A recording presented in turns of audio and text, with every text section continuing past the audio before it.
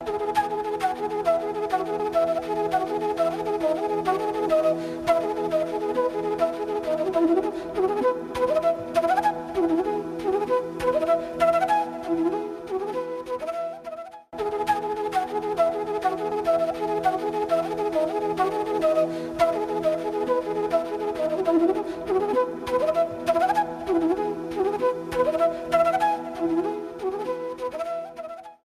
morning, welcome to EduSet Network.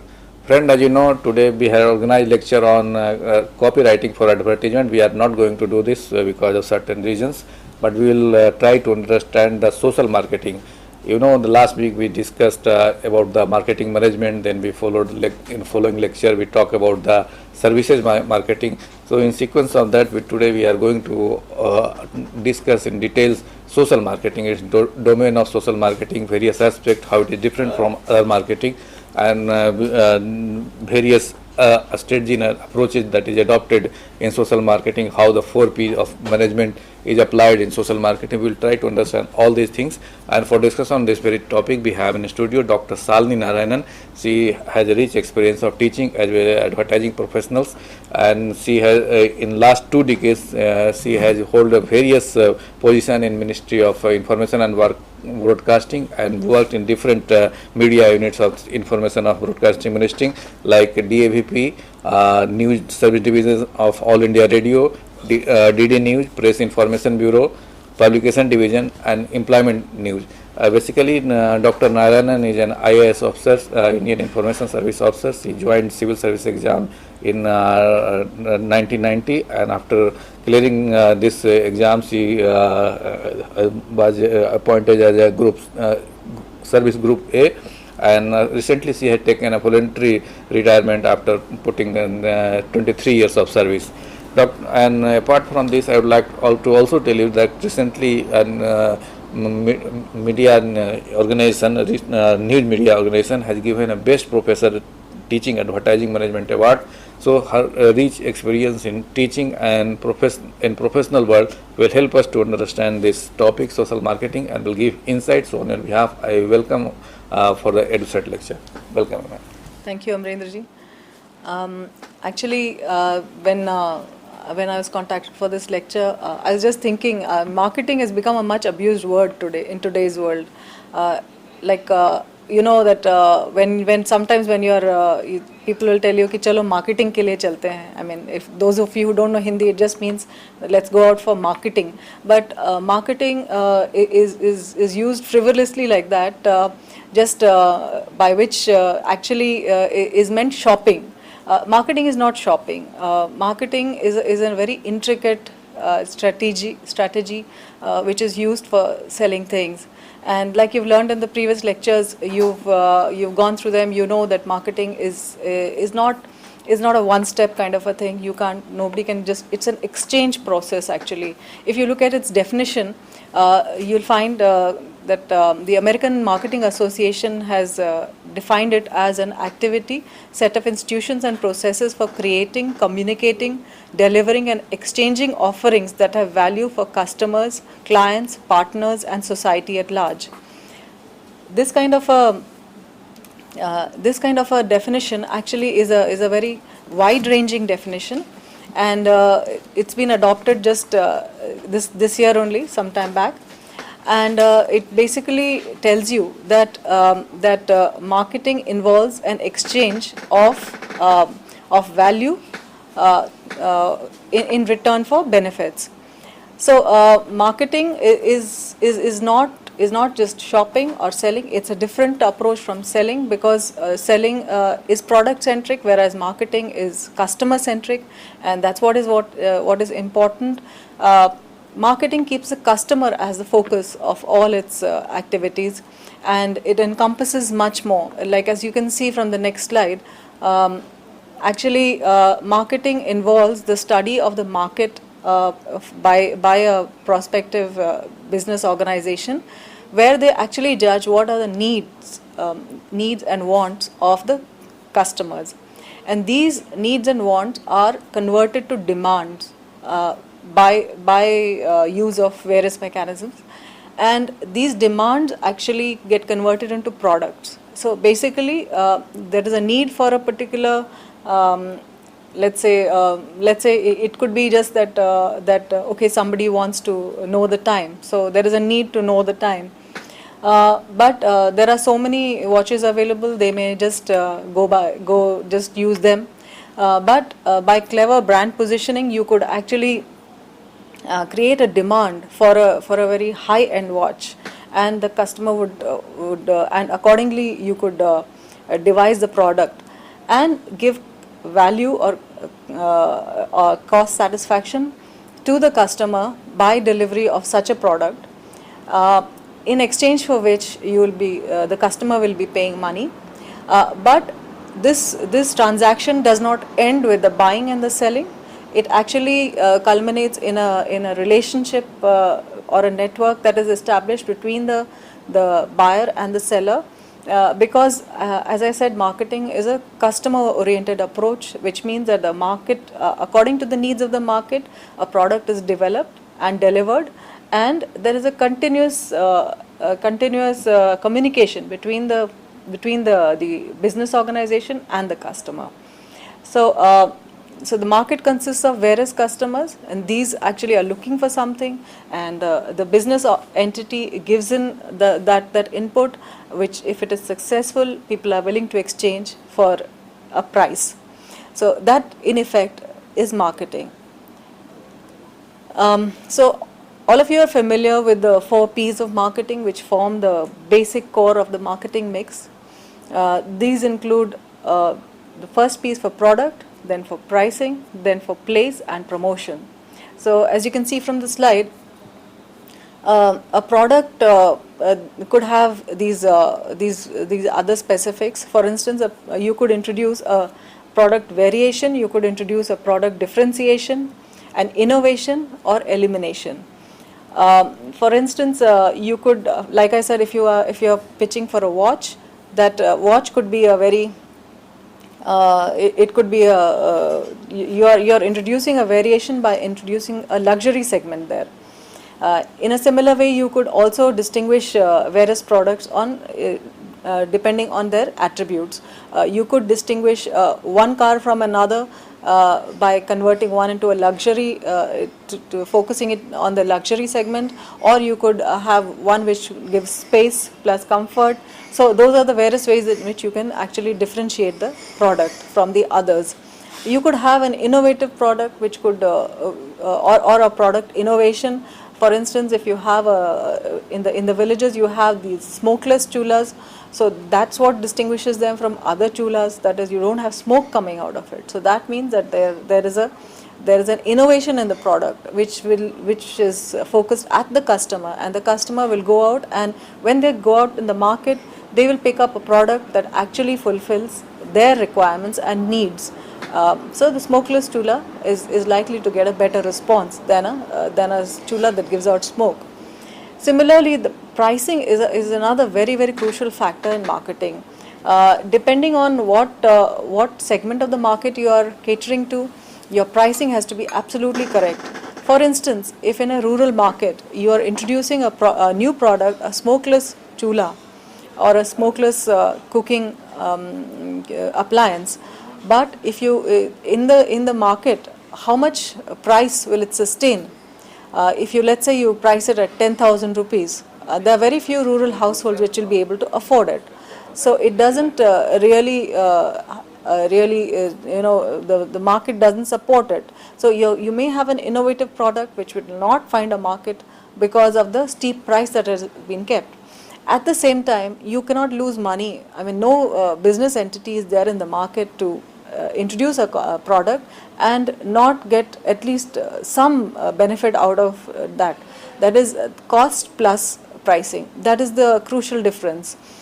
So for instance, if you price a smokeless chula at say around 100 rupees and you are spending 500 rupees in creating it, it doesn't make any sense, any business sense.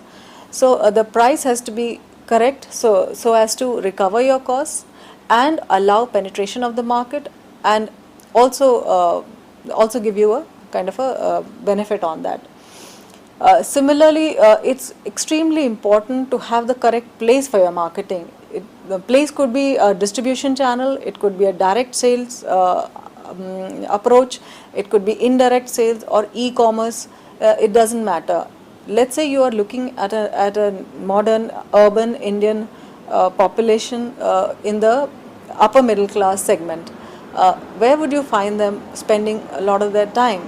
Where can your product reach them well? That could, one way could be e-commerce or like your presence on the internet, because in today's day and age the penetration of internet in the urban areas is much superior, and if you are looking at the upper middle class, they are the ones most likely to be using internet for purchases. You've seen the case of Flipkart. I mean, it's just the channel is now offering an IPO. It came into the market just 2 years ago, and the way it is zoomed up, because it's got its market correct. So the place is also as important. In the case of, let's say, a product like a car, your showroom is very important, because that's where you are making your deals, and where is your advertising going to go in.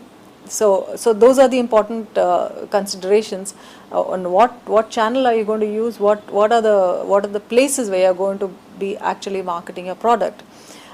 Similarly for promotion, promotion is your fourth P, which actually could include it could include individual communication, brand management, so many ways of promotion doesn't only mean like a lot of people confuse it with sales, but promoting a product could be just building an identity for it to distinguish it from the others and create a brand image which stays with the consumer and prompts them to come back to you.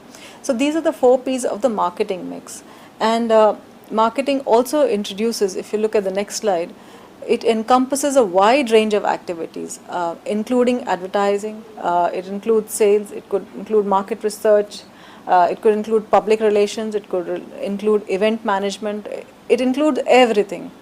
It includes everything in the sense that marketing is an all-encompassing term which actually helps you to exchange your product. That is facilitates the exchange of the product with a price. So for in the correct market. So now, what is the connection between marketing and social marketing? That's the question today. A lot of people confuse social marketing with social media marketing. It is not social media marketing. Social media is another distribution channel, and it's another media channel which is used for marketing purposes. So as such, social media marketing would mean marketing focused at the social media. Another confusion that arises very often is people confuse social marketing with societal marketing. It's not just because the word social has a relation to society, it doesn't, it's not equivalent to societal marketing. Social media, in fact, social marketing, in fact, actually has a definition which was devised by Kotler. We'll just go to the next slide to look at it, wherein it is clearly said that social marketing uses the principles of marketing.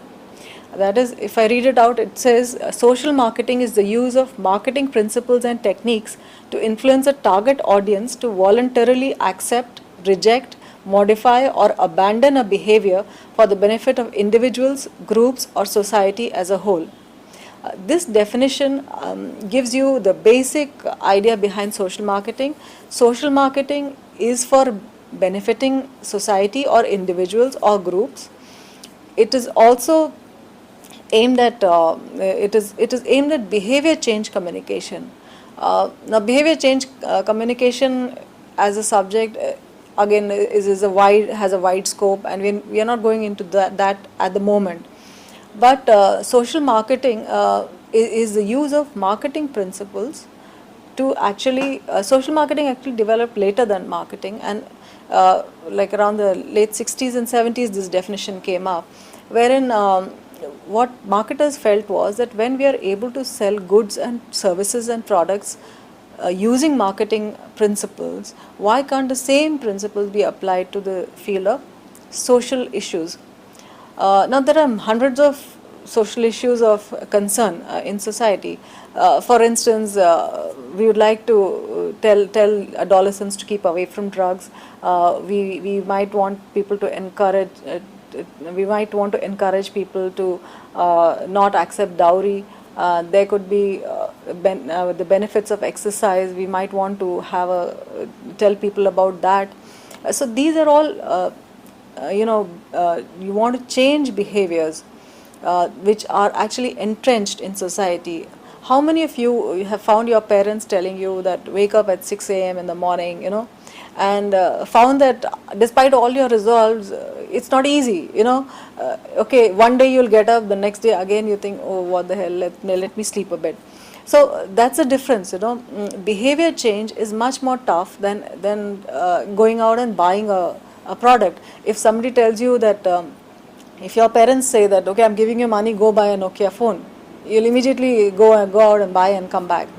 But if they tell you that, you should get up in the morning, go for a walk, go to the gym, then attend college or school and come back and again study, that kind of behavior adoption, it's not easy at all, like we all know from personal experience. Behavior change takes place over decades and sometimes even centuries, where you remember that the sati, the practice of sati, that is burning a widow alive along with the husband at his death, at his pyre. This was a common custom 2 centuries back. But even despite it being prohibited, despite everything, there are still instances of sati coming about. So you can understand that behavior change is a very tough nut to crack as such.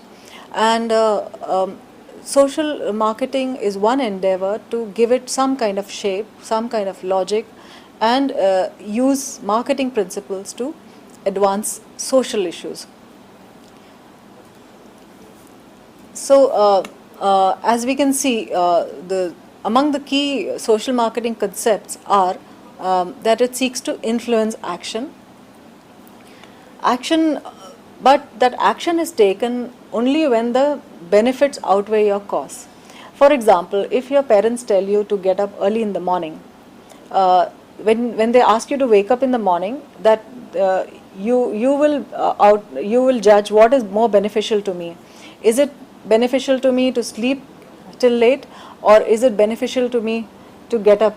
So only when the benefits are outweighing the cost of sleep deprivation, only then you'll take the action. And what is the target audience's perception of the proposed exchange? That actually will determine whether it is successful or not. For instance, if your parents tell you that when you get up early in the morning and you get up at 6 a.m. in the morning, then you will be able to actually go for let's say some exercise, which in turn will make you look better. And you might think that, okay, adopting that kind of behavior means that I might look better. So that may work if the target audience's perception is that the cost of getting up, that is the pain of getting up early in the morning, is outweighed by the amount of by the price you pay for, by the benefits you get out of it, then you might want to adopt that. So social marketing therefore works on segmenting the target audience, because for each segment there is a different price which they are willing to pay. We'll go into that a little later. So then what we need to now just illustrate to you is how are the 4 P's of marketing applied to social marketing. So social marketing has 4 P's, just like the marketing process with the marketing mix, and it also has separately another 4 P's of its own, which we'll go through one by one. The 4 P's of social marketing could be, like, let's say the product in the case of social marketing, what is it? It is the package of benefits that are associated with that action. Because what are we trying to do? We're trying to change behavior from one, if you are at point A, you want to go to point B. That is, you want to change behavior from this to this. So in the process, what are the benefits you're going to get? if that benefit outweighs the cost, only then that action will be taken. So product is the package of benefits that are associated. Price is what the target audience has to pay in exchange for that transaction to take place, and place is where the exchange opportunities are available. Now let's say you are promoting family planning methods. So the place will be where will you find your target audience? Let's say you are targeting the recently married couples, you know, or let's say or the ones that are likely to have a second pregnancy very soon, or new mothers and parents. So the place where you could probably interact with them and reach them would be a family planning clinic probably, or a central government clinic. Whereas, let's say you are trying to tell people to avoid drunken driving, you might choose to promote your idea at a pub or another or such places where people are likely to get drunk and then go out in the night to drive. So that is the kind of place that you would expect for social marketing of a particular product. And promotion, of course, is that exchange opportunity which with creativity and through channels and tactics that maximize desired responses. I don't know whether you all have been following some of the recent ads that have come out in the newspapers. For instance, there is one on saving petrol. Now you want to tell your target audience, basically the middle class who are affluent enough to own cars, to actually go a bit slow. I mean, that is to save fuel. Saving fuel will actually help them to save money. So there are so when you have that creative approach to that same problem, we've seen recently, those ads are saying that if you want to buy a diamond necklace for your wife, you must move on to a carpool rather than use your own car.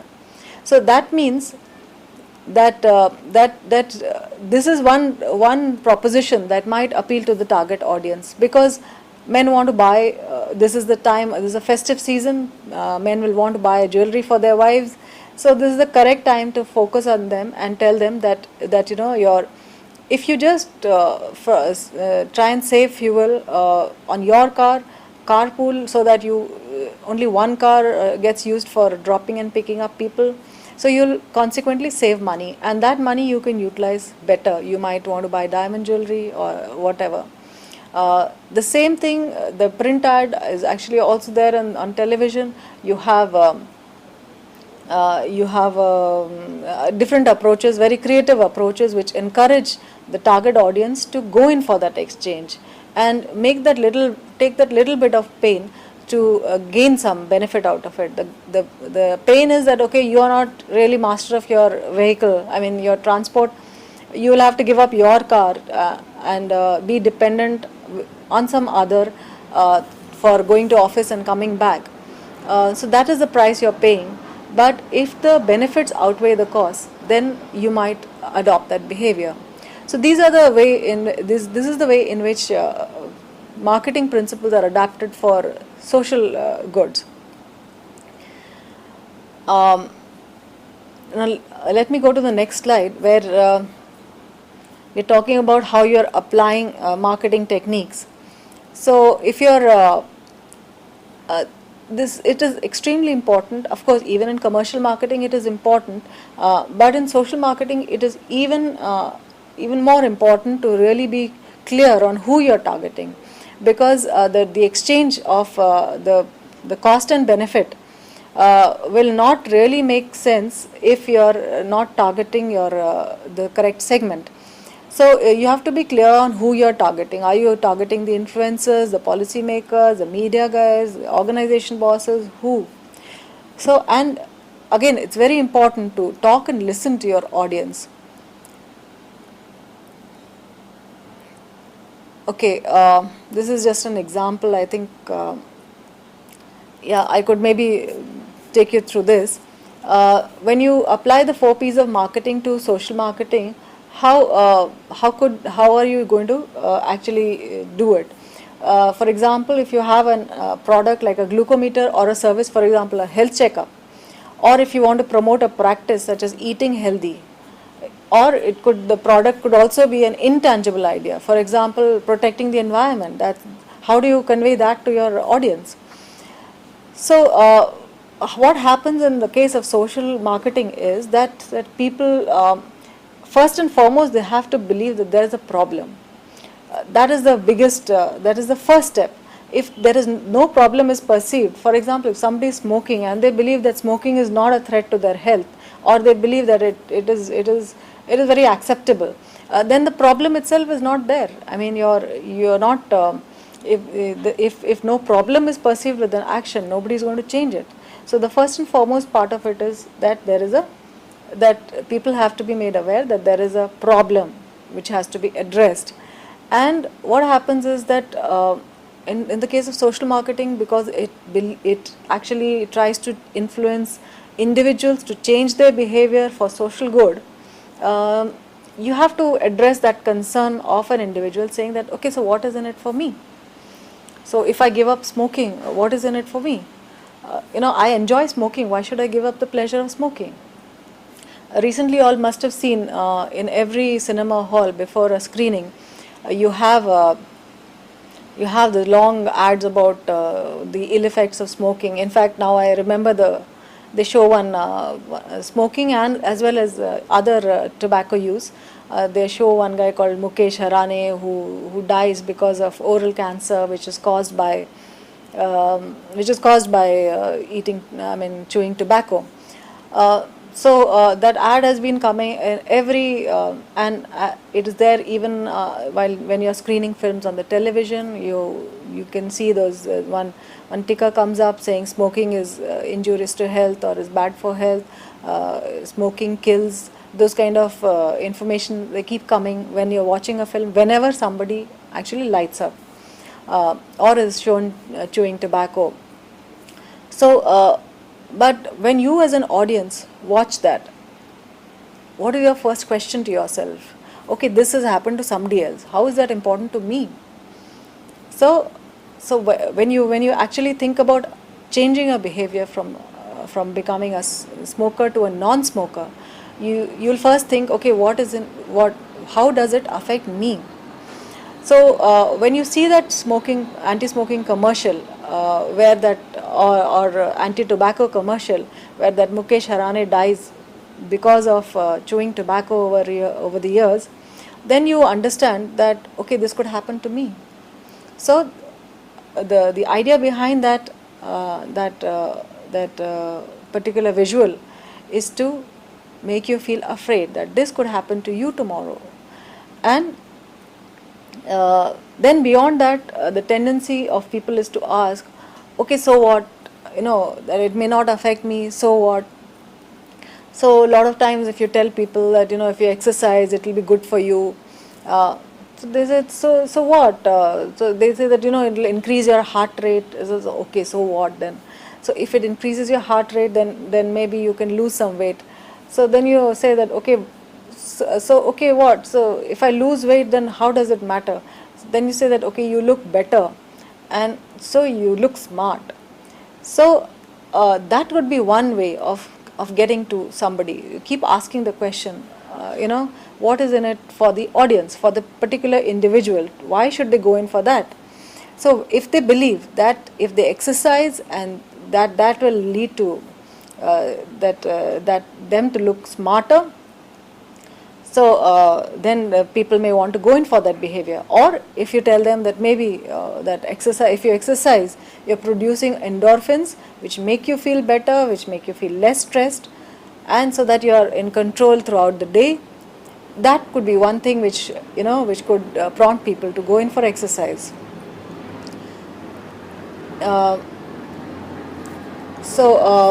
Another thing is that, a lot of times it will happen that you have a marketing strategy, you are trying to encourage one kind of behavior, and your competitors are also there in the market and they are encouraging another kind of behavior. So So, I mean, how do you position your product in that? That is another key question. Because a lot of times there are in competition are other behavior which actually result in the non-adoption of a desired behavior. For example, if you say that you should be eating more vegetables, the competition could be from behavior from other messages which are saying that you should have more paneer or bread or snacks. So how does your product or how does your message compete with the rest? That actually matters a lot if you want to actually change behavior. Let me also share with you what are the kind of costs which are associated with behavior change.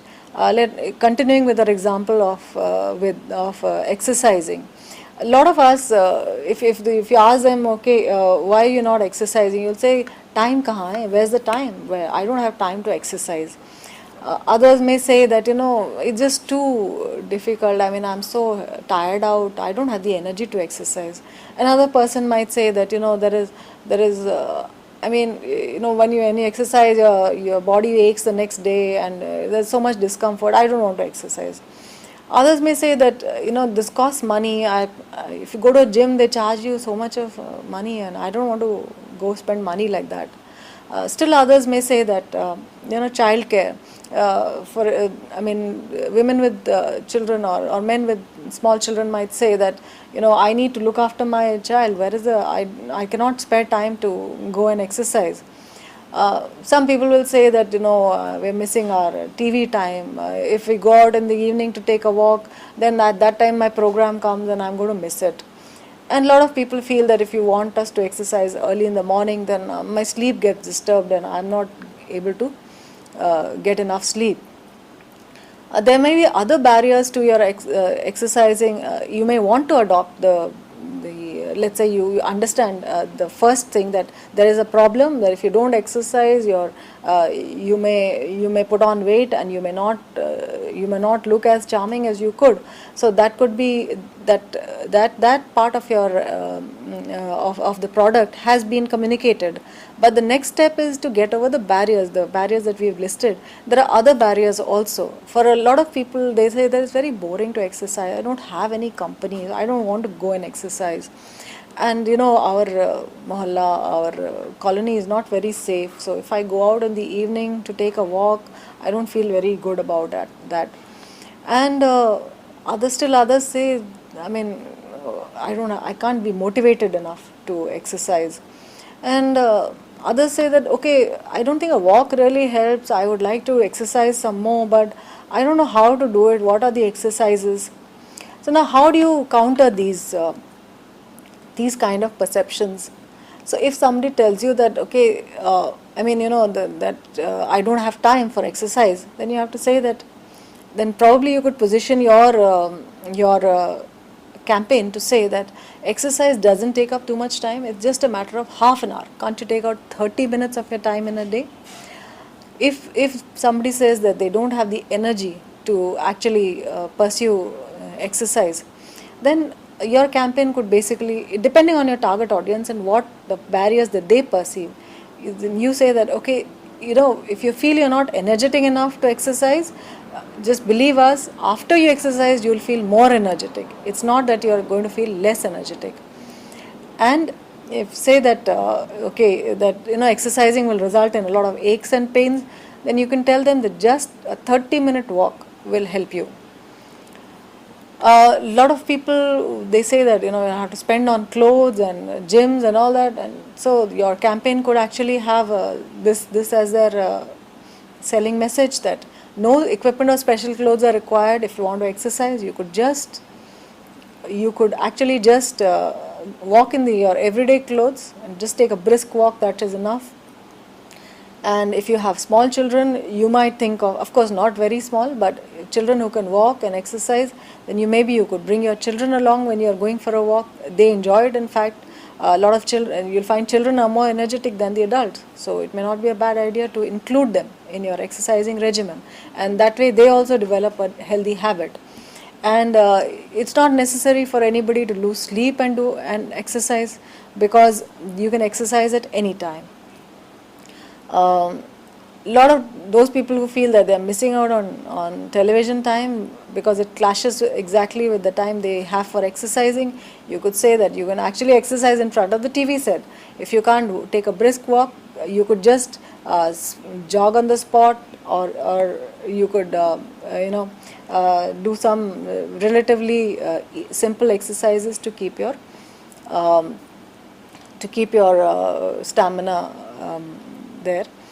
And if people think that they don't know how to do those exercises, your campaign could focus on on how to keep yourself fit through minimal exercise.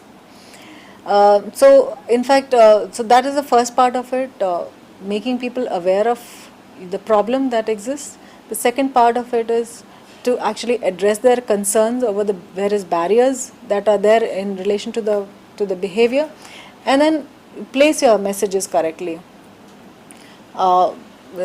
That is the product that is, if you're talking about exercising, or if you're talking about checkups, depending on what your message is and where you think people will be most receptive to it, you place your messages there.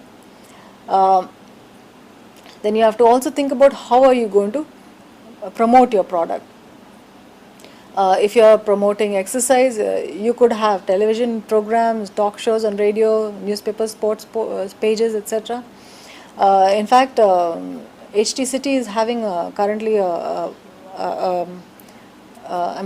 just in some paper or the other, there are these articles on how an entire family can actually look fitter, and every day they have motivating examples, and they have on how exactly you can bring a change into your life through exercise and diet.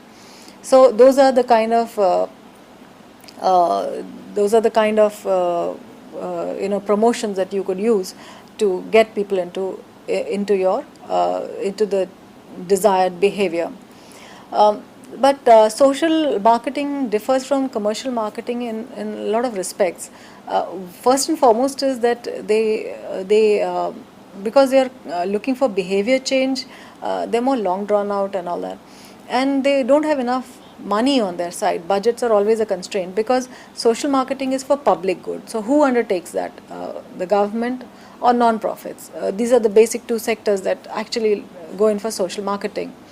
And because you are talking about issues like issues that are intangible, and like for instance, if you want to talk about gender equality, that's such an intangible product for most people. How do you bring it home to people that a girl and a boy should be treated equally? So those are very tough to do. So social marketing has its own 4 Ps also, apart from the ones that are there with commercial marketers. If you go to the next slide, you could probably see those. The 4 Ps, special Ps of social marketing include publics, partnerships, policies, and purse strings. Publics, because you see, publics are very important for social marketing, because your target audience has to be defined very well. Otherwise, the message will not drive home. If you're talking about, let's say, if we carry on with the example of exercising, if you talk to a housewife on how they should exercise, only let's say that they should not a housewife, let's say a working person, and you tell them that you should exercise at 10 a.m. we are putting out a program and you should exercise along with that. So 10 a.m. that person will be in office, so there is no point, so your entire message gets lost. So it depends on who your target audience is to devise your message. All the 4 Ps of the commercial marketing that are adapted to social marketing, you have to convert them depending on your target audiences and your segments you've chosen. This is important that you have because your budgets are low. So partnerships become very, very important in terms of social marketing. You could actually tie up with other organizations, maybe in the same space, of public service who could actually help partner, could actually enable your messages to be broadcast through multiple channels. For example, let's say if you are if you want to if you want to encourage exercise as a behavior, you could tie up with health clubs, restaurants, PTAs, schools, clothing stores, voluntary organizations. So because your budgets are not very big, so if you rope in other organizations which have similar goals, for instance, the school will want to encourage students to exercise.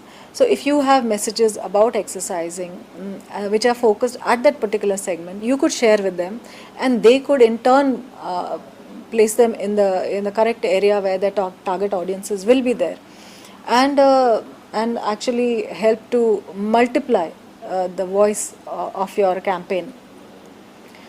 So partnerships become very, very crucial. I mean, a number of times, non-profits working in one sector may go in for a partnership with another organization in the same sector for the purpose of basically multiplying the impact of their publicity programs. Policy is another tool which can really help social marketing. So a lot of times it happens that people actually instead of focusing on the message alone, they also look for policy change to enable their target audience to comply with the behavior. If it is for in the case of exercise, if let's say there is a policy by, let's say, the Delhi government which says that you need to have mandatorily have bike paths or cycle paths along with all the roads, if this comes through legislation, this becomes this becomes much easier to effect. Then it is easy for you to tell people that if you cycle a bit, there are paths around, because a lot of times otherwise people will tell you, where do I cycle, there is no place for me to cycle. So legislation can actually aid. So policies sometimes really help you in actually fixing up the lacuna. As you've seen in the case of smoking in public places, that has after the ban came in, that has really helped, because otherwise people were lighting up at every place. But now that they know that there is a ban on smoking in public places, they tend to avoid that, and it helps the campaign against smoking. And similar is the case, there are so many cases like that where you have policy coming in which actually helps to give a push to the campaign itself. Purse strings are the last special P of social marketing, and because you know that purse strings are, the budgets. This is what we mean by purse strings. The budgets for social marketing campaigns are always very limited. So you look for, and are mostly run through foundation, government grants and donations. So especially in the case of the non-government organizations, and government of course works through taxation. So these are the 4 special P's of social marketing which actually help in behavior change communication. I'd also just want to bring to your attention how commercial marketing is different from social marketing, because this is again a very important area. So social marketers are basically there to do public good, whereas the aim of all commercial marketing is to make money. Social marketing is funded by taxes and donations, whereas in the case of commercial marketing, they are all funded by investment. Social marketing has this other problem, that it is not problem, but it has one constraint, that it is publicly accountable. That is, you have to answer, because you are spending the taxpayers' money. You have to be accountable for every rupee that you spend. Whereas in the case of commercial marketing, you are accountable to the company and whether you've actually been able to achieve what you set out to do in your marketing campaign. Another lacuna that social marketing suffers from is that it's a little tough to measure what has been the performance of a campaign. For example, if you're talking about gender equity and you say that the government has been running a lot of campaigns saying you should treat girls and boys equally, how far they have been successful, it's very tough to measure. Of course, in the time when media was not so complex and not so prevalent, the study that was done by SITE in Gujarat, where they had this Pidge village and other villages where they actually conducted behavior change through television. That has been we were able to measure a bit how much attitudes and behaviors had changed over a decade when they were exposed to only that particular medium. But overall, it's very difficult to measure how much attitude change has come about and how much like from knowledge, aptitude, then performance, that how much of change has come about. It's very tough to measure. So whereas in terms of commercial marketing, it's much simpler because you can just measure it in terms of market share or profits or sale of your product or service. Most of the time, social marketing is dealing with long-term goals, whereas in commercial marketing, there are short-term goals. A lot of times in social marketing, the targets may be controversial, and whereas in commercial marketing, they'll always go in for non-controversial behaviors. Social marketers have to choose high-risk targets, whereas in commercial markets, you have accessible targets. Social marketing believes in participative decision making. It is done mostly by the government and non-profits and the organizations as such, that everybody is involved in making decisions regarding the campaign. Whereas in the case of commercial marketing, the decision making is very hierarchical and whatever the boss says goes. Social marketers have relationships based on trust, whereas here in the case of commercial marketing, the relationships are often competitive. So these are the kind of differences between social marketing and commercial marketing. And as you can see, it's a very tough call to market socially relevant products, ideas and intangibles to a market. It requires even more research, even more inputs, and the cycle is such that you start by researching the attitude towards a problem. You go on to you launch a campaign, you revisit the goals of the campaign. After the campaign is launched, you go back, revise, which is basically the same procedure that is followed for commercial marketing. However, all the commercial marketing, as we have seen, is a little different. It may not be as challenging maybe to actually complete as the others. And at the end, I would just like you to take a look at some of the resources you could probably tap. One that if you'd like to read some more on that, you could go on to you can probably look at the slide and take down the names of some interesting books on social marketing. There's also a website called socialmarketing.org which might interest you. Besides that, you have Kotler's and Ned Roberts and Nancy Lee's books, which are very interesting to read. And those of you who are interested in marketing for social good, I'd say that this is one of the finest opportunities today to work in. Thank you. So, how do you see the practical challenges we face in the social marketing? Because these are the theoretical, though you have tried your best to explain, giving a practical experience. But the major practical challenges we find that yours becomes a barriers of social marketing. You see, because it deals with trying to change behavior, social marketing actually requires more effort. So practically, when you are actually launching a commercial marketing campaign, the first and foremost task would be to identify your target well, because that is where everything starts. For example, we had a campaign which was to be carried out by the Ministry of Women and Child Development. They wanted to focus on dowry, and they wanted us to bring out a campaign on how to combat the evil of dowry. So the first and foremost task that we tried to do was to think on, okay, which is the target group which can probably influence this behavior the most. So we worked out that actually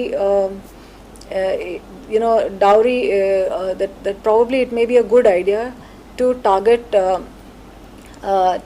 the men in the family. The men in the family, by appealing to them,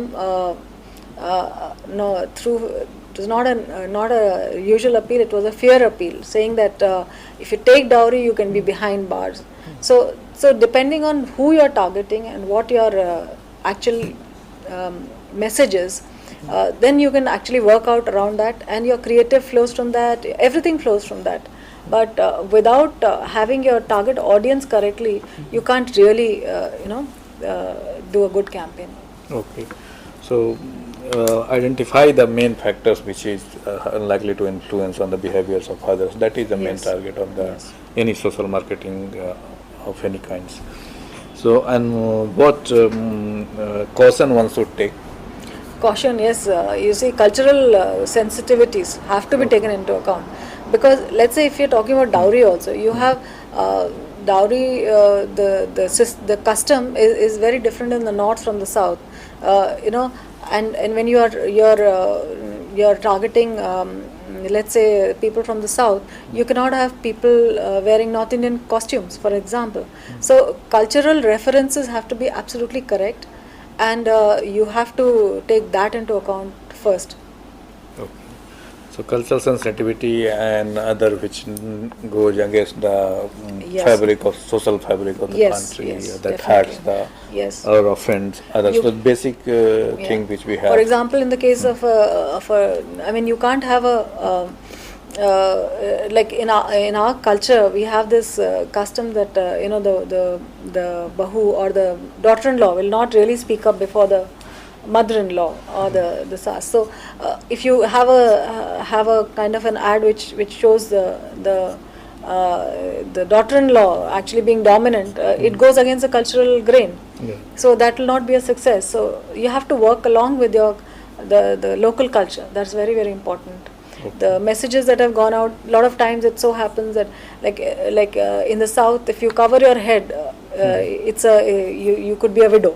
Whereas in the north, if all those who are married will cover their heads.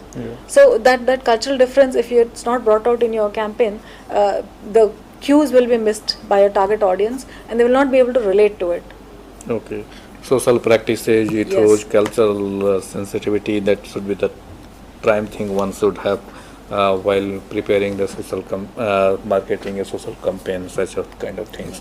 So, well, friends, with this word, we conclude the lecture. I thank all of you for watching the lecture, and on your behalf, I thank Dr. Shalini Narayanan for giving such a wonderful lecture on this very topic, social marketing. Thank you very much. Thank you.